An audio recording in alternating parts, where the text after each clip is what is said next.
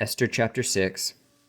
On that night could not the king sleep, and he commanded to bring the book of records of the Chronicles, and they were read before the king, and it was found therein that Mordecai had told of Bigthana and Teresh, two of the king's chamberlains, the keepers of the door, whom sought to lay hands on the king Ahasuerus.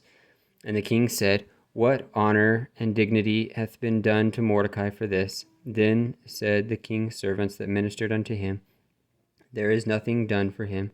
And the king said, Who is in the court? Now Haman was come into the outward court of the king's house to speak unto the king, to hang Mordecai on the gallows that had been prepared for him. And the king's servants said unto him, Behold, Haman standeth in the court. And the king said, Let him come in.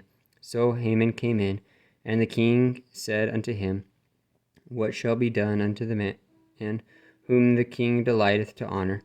Now Haman thought in his heart, To whom would the king delight to do honor more than to myself?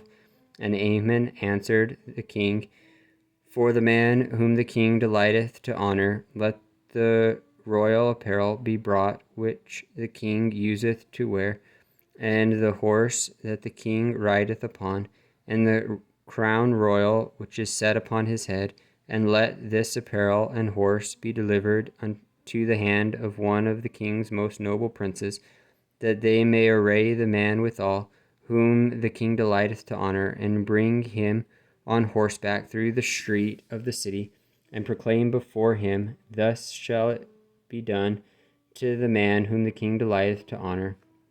Then the king said to Haman, Make haste, and take the apparel and the horse, as thou hast said, and do even so to Mordecai the Jew, that sitteth in the king's gate. Let nothing fail of all that thou hast spoken. Then took Haman the apparel and the horse, and arrayed Mordecai, and brought him on horseback through the street of the city, and proclaimed before him, Thus shall it be done unto the man whom the king delighteth to honor.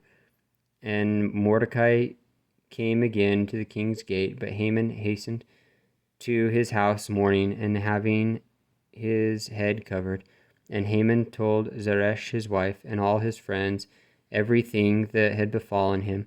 Then said his wise men and Zeresh his wife unto him, If Mordecai be of the seed of the Jews, before whom thou hast begun to fall, thou shalt not prevail against him, but shalt surely fall before him. And while they were yet talking with him, came the king's chamberlains, and hastened to bring Haman unto the banquet that Ester had prepared.